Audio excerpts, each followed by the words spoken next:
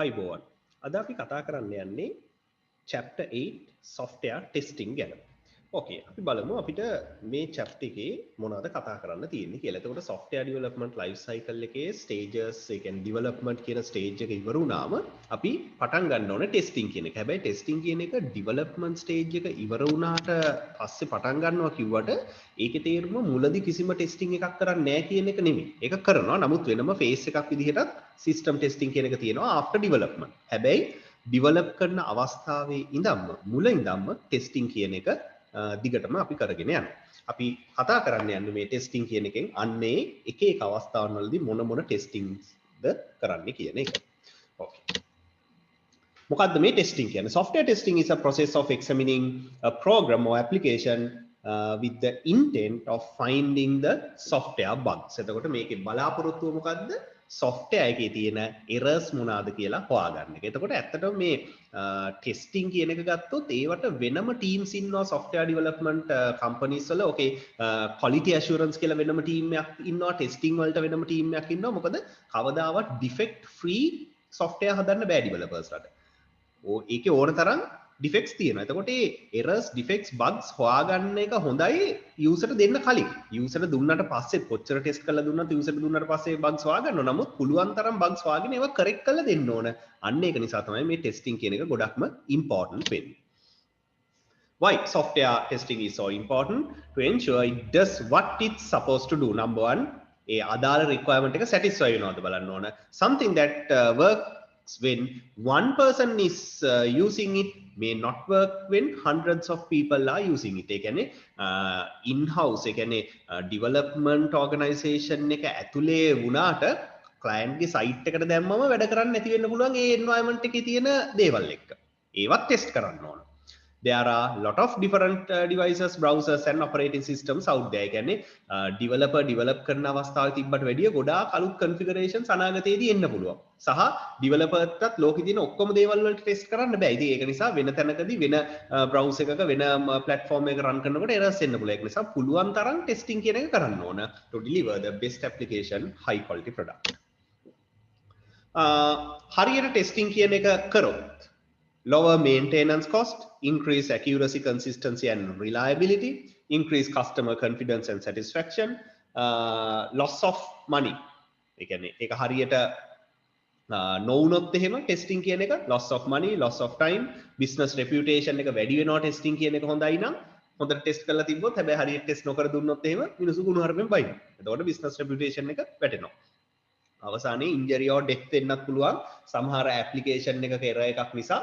හිතන්නකො nuclear power plant එකට දාපු application එකක එහෙම නැත්නම් medical system එකක error එකක් නිසා මිනිස්සෙකුගේ ජීවිතයක් නැති වෙන්නත් පුළුවන්.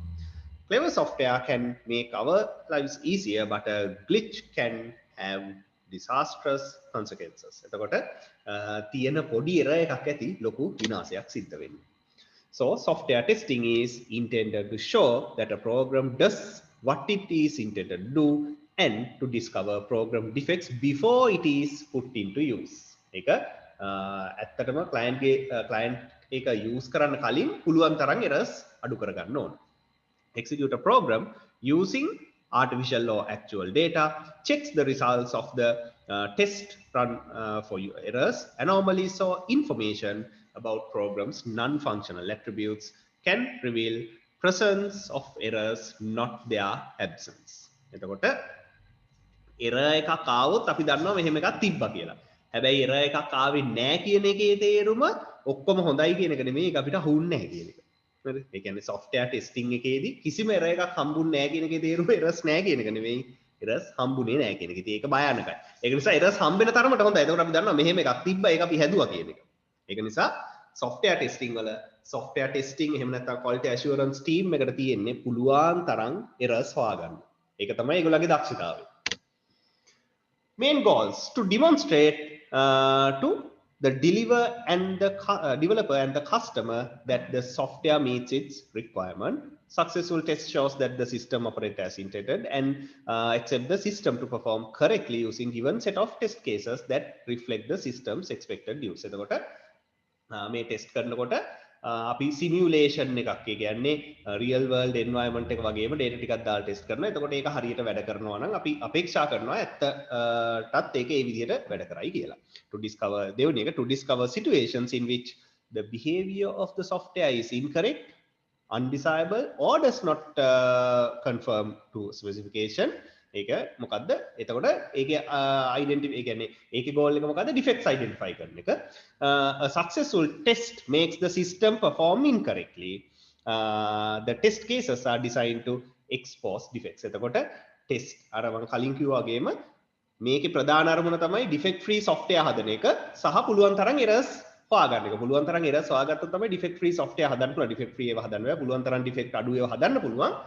ඉතින් ඒක නිසා errors හම්බුන්නේ නැහැ කියන්නේ තත්ත්වේ භයානකයි. තත්ත්වේ දරුණුයි.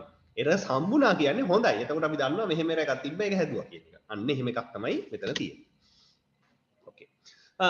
Input output model of software testing. එතකොට අපි test data input කළා බලාපොරොත්තු වෙන result එකක් තියෙනවා. ඒ result එක එනවා නම් හරි, ආවේ නැත්තම් අන්න වැරදි. එතකොට ආවේ නැත්තම් අපි ඒක හරි ගස්සලා ආයෙ හදන්න ඕන. Verification and validation in software testing. V&V කියන්නේ verification and validation. දැන් බලමු මොකද්ද මේ verification කියන්නේ මොකද්ද මේ validation කියන්නේ. Software testing is a broader process of validation and verification.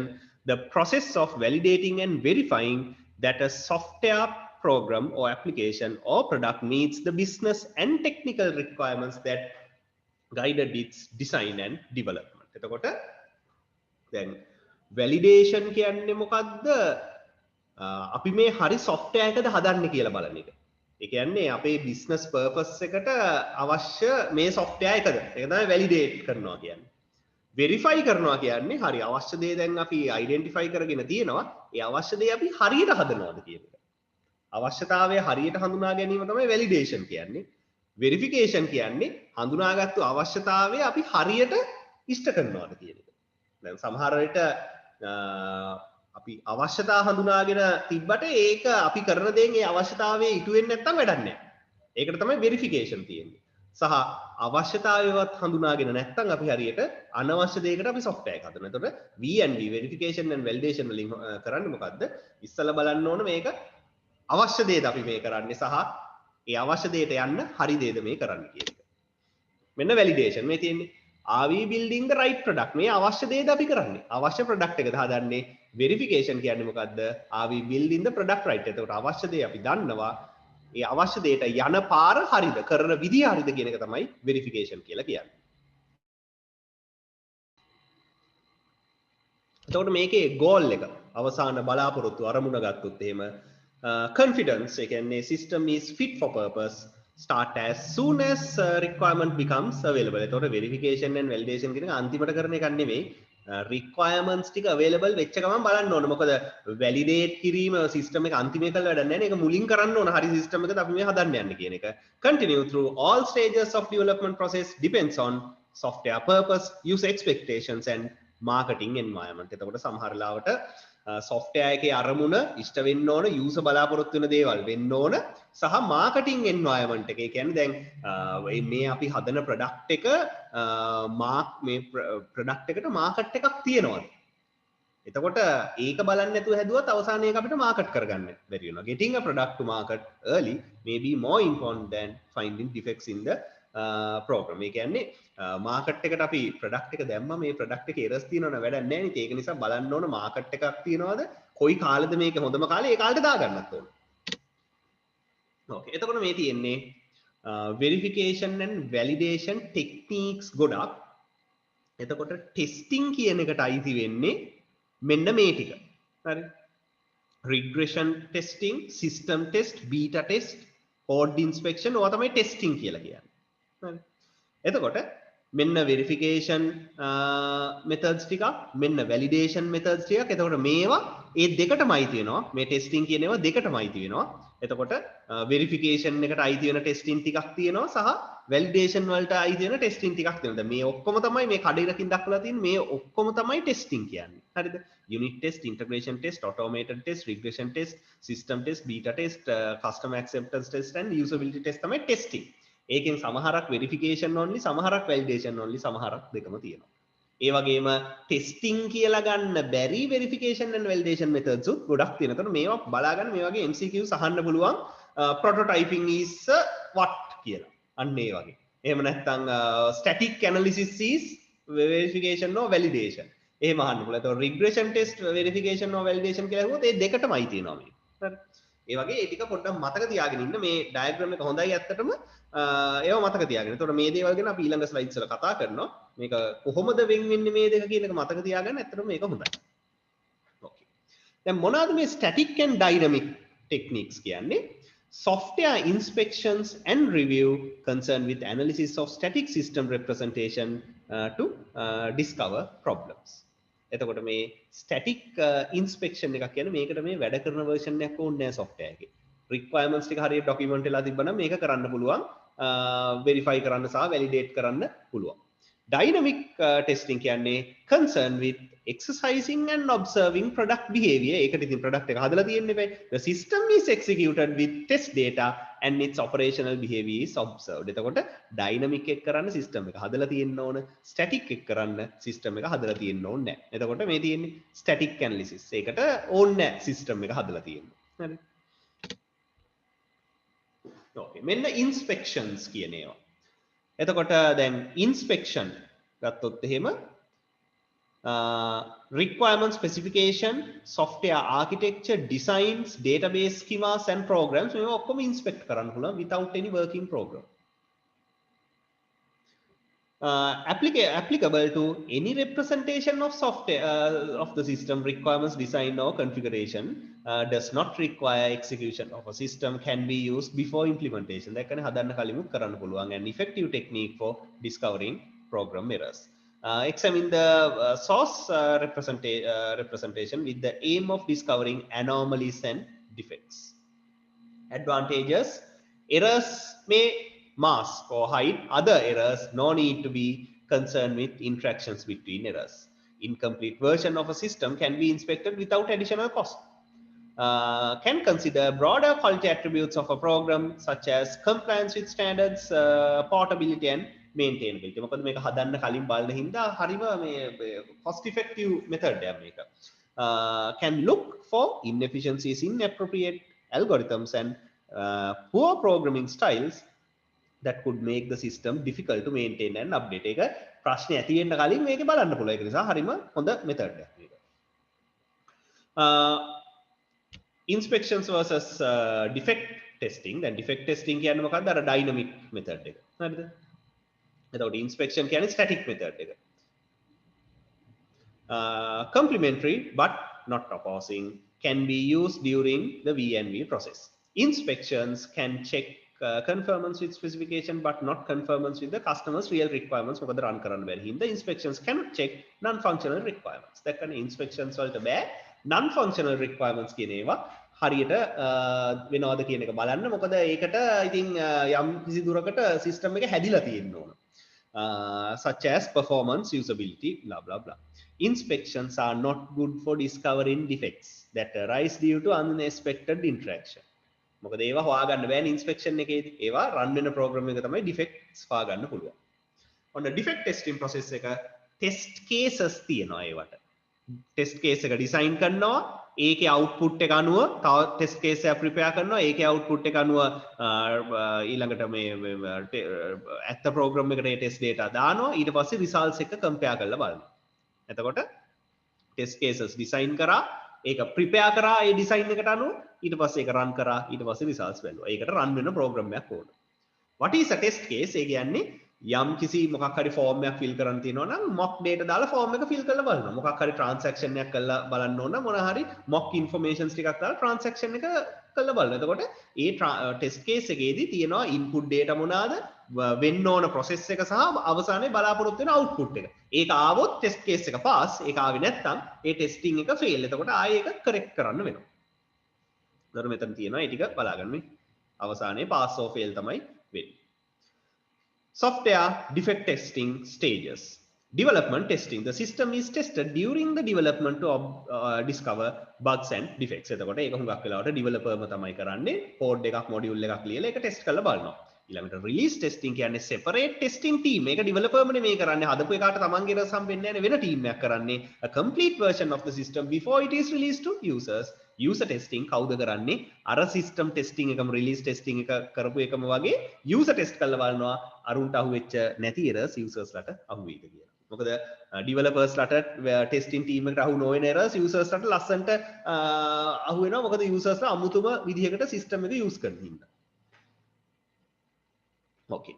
එතකොට දැන් අපි මේ overall structure එක ගැන කතා කරා අපේ chapter එකේ. දැන් අපි කතා කරමු development testing ගැන 8.1 යටතේ.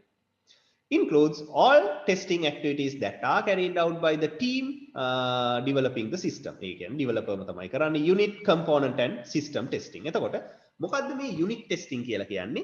Individual units separately test කරනවා. අපි හිතමු Mercedes-Benz company එකෙන් කාර් එකක් හදනවා නම් unit testing එකෙන් මොකද්ද කරන්නේ?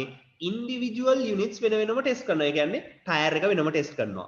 ඊළඟට rim එක වෙනම ටෙස්ට් කරනවා. ඒවා වෙන වෙනම ටෙස්ට් කරලා බලනවා හරියට ටයර් එකේ රවුම තියනවද, පල්ල තියනවද, ඒ විදිහට බලනවා. rim එකත් ඒ විදිහට බලනවා. ඒක තමයි unit testing කියන්නේ. එතකොට isolate testing එකක් කියන්නේ. Okay.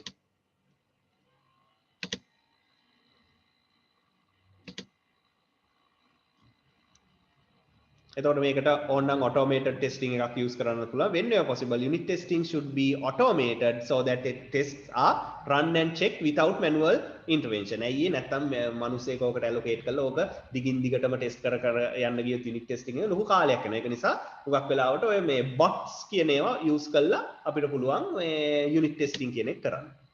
එතකොට unit testing test cases ගත්තොත් එහෙම මේ අදාළ component එකට එහෙම නැත්නම් අදාළ module එකට ගැලපෙන test case එකක් ගන්න ඕන. එතනදී අපි බලන්න ඕනේ නැහැ අනිත් ඒවාත් එක්ක interact කරනකොට මේක කොහොම වෙයිද කියලා සලකන්න ඕනෙම නැහැ. මොකද මේක individually test කරන එකක්. එතකොට මේ විදිහට the test cases should show මොනවාද බලා ගන්න ඒවා. Two types of unit test cases: normal operation on a program and should show that the component works as expected. Abnormal inputs දාලා බලනවා හරියට error messages දෙනවද කියලා. ඒක ඔක්කොම එකින් එක බලන්න ඕන. Partition testing: identify groups of inputs that have common characteristics and should be processed in the same way. You should choose tests from which each of these groups. Now, the guideline based testing, use testing guidelines to choose test cases. Guidelines reflect previous experience of the kinds of errors. එතකොට test කරනකොට අර ගොඩක්ම errors එන ආපු areas address වෙන විදිහට test cases හදන්න ඕනේ.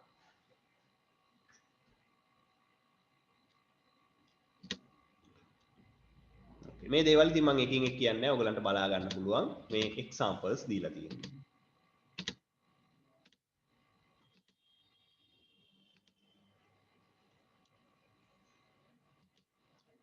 component testing. දැන් unit testing එකේ මොකද්ද කරන්නේ? Mercedes-Benz company එක ටයර් එක වෙනම ටෙස්ට් කරනවා, rim එක වෙනම ටෙස්ට් කරනවා, wiper එක වෙනම ටෙස්ට් කරනවා, headlight එකේ bulb එක වෙනම ටෙස්ට් කරනවා, units වෙන වෙනම ටෙස්ට් කරනවා. component testing කියන්නේ අර individual units එකට එකතු කරලා component එකක් හදලා integrate කරලා ටෙස්ට් කරනවා. ඒ කියන්නේ මොකද්ද? අර ටයර් එක rim එකට දාලා බලනවා. ඒ කියන්නේ මොකද්ද? දැන් ටයර් එක කොච්චර හොඳ වුණත්, rim එක කොච්චර හොඳ වුණත් අර ටයර් එක rim එකට fit වෙන්නේ නැත්නම් වැඩක් නැහැ නේ. අන්න ඒක තමයි මේ component එහෙම නැත්නම් integration testing එකකින් කරන්නේ. ඒ කියන්නේ individually හොඳට වැඩ කරපු දේවල් එකට එකතු කරාම පිස්සු කෙලින්න පුළුවන්. එහෙම ඒවා වෙනවනේ ඕන තරම්. නේ?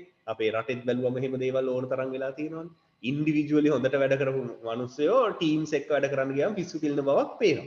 අන්න ඒ වගේ තමයි. එතකොට individually හොඳට වැඩ කරපු modules එකට එකතු කරලා වැඩ කරන්න ගියාම errors ඇති වෙන්න පුළුවන්. හරියට අර ටයර් එක rim එකට fit වෙන්නේ නැත්නම් මොකද වෙන්නේ? ඒක ඉතින් දාන්න බෑ. නැත්නම් උලන් ගැහුවම leak වෙනවා. අන්න ඒක තමයි component testing එකේදී බලන්නේ. එතකොට දැන් log වුණාට පස්සේ දැන් login එක වෙනම බලනවා unit testing එකේ. log වුණාට පස්සේ හරියට home page එක load වෙනවද බලන්න. ඒකට component testing එක නැත්නම් integration testing එක අවශ්‍යයි. එතකොට ඒකට අදාළ දේවල් කියව ගන්නවා. එකින් එක කතා කරන්න යන්නේ නැහැ. එතකොට design tests so that parameters to a call procedure are at the extreme ends of their ranges. Always test pointer parameters with null pointers. Design test cases test which cause component to fail. Again, පුළුවන් තරම් test cases හදන්න ඕන උපරිම මේකට උපරිම බරක්. ඒ කියන්නේ උපරිමේ වැඩ කළා ස්ට්‍රෙස් එක උපරිම කළා මේක පුළුවන් තරම් බ්‍රේක් කරන විදිහට තමයි හදන්න ඕන. එතකොට සාමාන්‍ය තත්ත්වයකට කිසි ප්‍රශ්නයක් නැතුව වැඩ කරනවා. In shared memory systems vary the order in which components are activated use stress testing. So stress testing කියන්නේ මොකද්ද? සිස්ටම් එක එක්ස්ට්‍රීම් එන්ඩ්ස් වලට යවලා බලනවා වැඩ කරයිද කියලා. ඒ කියන්නේ අර ටයර් එක රිම් එකට හයි කරලා කාර් එක යන්නේ සාමාන්‍යයෙන් පැයට කිලෝමීටර් 200ක නම් මේක පැයට කිලෝමීටර් 300ක වේගෙන් යවලා බලනවා ටයර් එක ගැලවෙයිද රිම් එකෙන් කියලා. අන්න ඒ වගේම තමයි ස්ට්‍රෙස් ටෙස්ටිං කියන්නේ. ඒතකොට 300ට ගැලවෙන්නේ නැත්නම් 200ට යන කාර් එකේ කොහොමද ගැලවෙන්නේ නැහැනේ. අන්න ඒකයි. ඕකේ. ඊළඟට සිස්ටම් ටෙස්ටිං. ඒ කියන්නේ මොකද්ද? දැන් අර ටයර් එක රිම් එකට හයි කරලා රෝදයක් හදලා තිනවා. ඒක කාර් එකට දාලා කාර් එක පාරේ දුවලා බලනවා.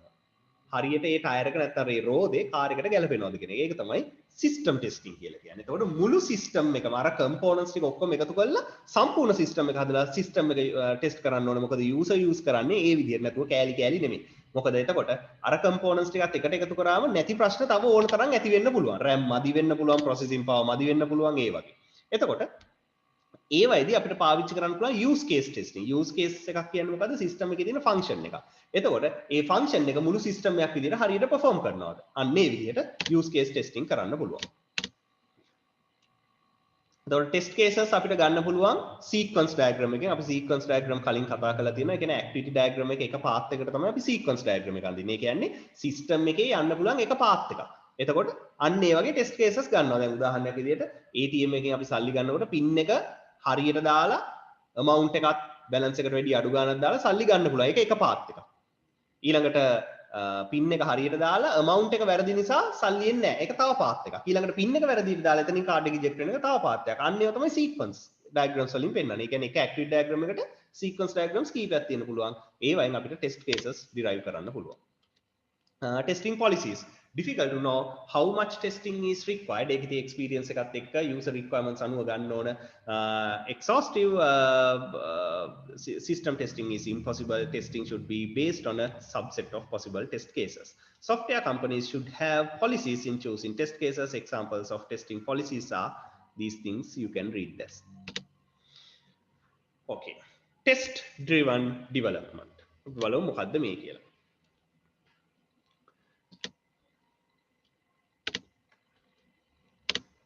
දැන් ටෙස්ට් ඩ්‍රිවන් ඩෙවලොප්මන්ට් එකේදී දැන් මේ ඉන්නේ කැරපොත් එක් නෙමෙයි බග් එකෙක් මේ ඉන්නේ. ඒ බග් එක පේනවනේ එන්න ලොකු වෙලා තියෙනවා. හරිද? එතකොට මේ මුල් අවස්ථාවන් වලදී කැරපොත්තව අඳුරගත්තොත් දැක්කම ඩොලර් එකකින් ඌව මරන්න පුළුවන්. පස්සේ ලොකු වෙනකොට කැරපොත්ත අඳුරගත්තොත් ඩොලර් ලොකු ගාණක් යනවා ඌව මරන්න. හරි? අන්න ඒ වගේ කතාවක් තමයි තියෙන්නේ. මේ බග්ස් කියන ඒවා අයිඩෙන්ටිෆයි කරොත් එහෙම මුලදිම ටක් ගාලා ඒ ප්‍රශ්නේ විසඳන්න පුළුවන්. ඒ එරර් එකත් එක්ක සිස්ටම් එක හදාගෙන ගියොත් ඒක කරෙක්ට් කරන්න ඔක්කොම හදලා ඉවරුනාට පස්සේ කරෙක්ට් කරන්න ලොකු වියදමක් යනවා. ඒක නිසා තමයි මේ අර ටෙස්ට් ඩ්‍රිවන් ඩෙවලොප්මන්ට් එකක් යන්න ඕනේ. ඒ කියන්නේ මුල ඉඳන්ම ටෙස්ටිං කියන එක කරන්න ඕනේ. Okay. Tests are written before code. ඒ කියන්නේ මොකද්ද? කෝඩ් එක හදන්න කලින් ටෙස්ට් කේස් එක හදලා තියෙන්න ඕනේ. කෝඩ් එක හදපු දවසක ඒක රන් කරන්න පුළුවන් වෙන්න ඕනේ. Test should pass and it is a critical driver of development. ඒ කියන්නේ test එක fail නම් එතනින් එහාට යන්න බෑ. ඒ error එක හදන්න ඕන අනිවාර්යෙන්. You develop code incrementally along with tests for that increment. You don't move to the next increment until the code that you have developed pass its test. Test-driven development was introduced as part of agile methods such as extreme programming. However, it can also be used in plan-driven development process. මේ තියෙන්නේ test-driven development එකේ diagram එක. එතකොට pass වුණොත් විතරයි ඉදිරියට යන්න පුළුවන්. Okay, activities ටික කියව ගන්න.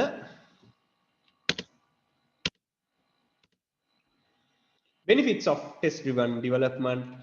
Code coverage. Every code segment that you write has at least one associated test, so that code written has at least one test. මොකද code එක ලියන්න කලින් test එක හදලා තියෙනවා. හැම code එකක්ම අඩුම ගානේ එකපාරක් හරි test කරලා තියෙනවා. Simplified debugging. මොකද ඒ code එකෙන් code එකට වෙන වෙනම test cases තියෙනවා. System documentation හරියට හැදිලා තියෙනවා මුල ඉඳන්ම. And regression testing.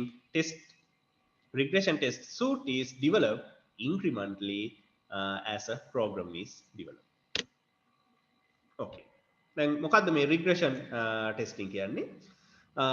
හොඳට වැඩ කරන සිස්ටම් එකට අලුත් කැලලක් එකතු කරාම වැඩ කරන්නේ නැහැ. එහෙම ඕන තරම් වෙනවනේ හොඳට වැඩ කරන ප්‍රෝග්‍රෑම් එකට අලුත් ලයින් එකක් දාපු ගමන් ඒක වැඩ කරන්නේ නැහැ. To check newly added functionality does not affect existing functionality. එතකොට හරි විදිහට ටෙස්ට් ඒ කියන්නේ ටෙස්ට් ඩ්‍රිවන් ඩෙවලොප්මන්ට් එකක් આવුත් මේ රිග්‍රෙෂන් ටෙස්ටිං කියන එක හරි ලේසි. ඒ කියන්නේ මොන කැලල එකතු කරලා මොන ටෙස්ට් එක රන් කරාම සිස්ටම් එක ෆේල් වෙන්නේ කියලා දන්නවනේ. එතනින් එරර් එක අල්ල ගන්න පුළුවන්. Regression testing is testing the system to check that changes have not broken previously working code. In a manual testing process, regression testing is expensive, but with automated testing, it is simple and straightforward. All tests are rerun every time a change is made to the program. ඒ කියන්නේ අර කරපු testing ටික ඔක්කොම රන් කරන්න ඕනේ මේ programme එක change වෙච්ච ගමන් මොකද දැන් එකතු වුණාට පස්සේ වැඩ කරන්නේ නැද්ද දන්නේ නැහැ. ඒක නිසා බලන්න ඕනේ. Test must run successfully before the change is committed. A change එක accept වෙන්න ඔක්කොම ටෙස්ට් ටික පාස් වෙන්න හෝ නැත්නම් හරියට සිස්ටම් එක හදලා පාස් කරගන්න ඕනේ. රිලීස් ටෙස්ටිං ඒ කියන්නේ මොකද්ද? දැන් මේක රිලීස් කරන්න යන්නේ ඔක්කොම ටෙස්ට් කරලා පාස් වෙලා අන්තිම රිලීස් එක software එක user දෙන අවස්ථාවේ කරන ටෙස්ටිං එක. The process of testing a particular release of a system that is intended for use outside the development team, the primary goal, convince the system is good enough to use. It is usually black box testing process where tests are only derived from the system specification. මොකද්ද මේ black box testing කියන්නේ?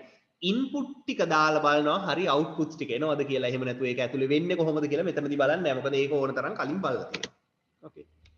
Release testing is a form of system testing. මොකද මුළු system එකම හදලා ඉවරුනාට පස්සේ මේ release system testing එක කරන්න පුළුවන් වෙන්නේ. එතකොට ඒක system testing එක.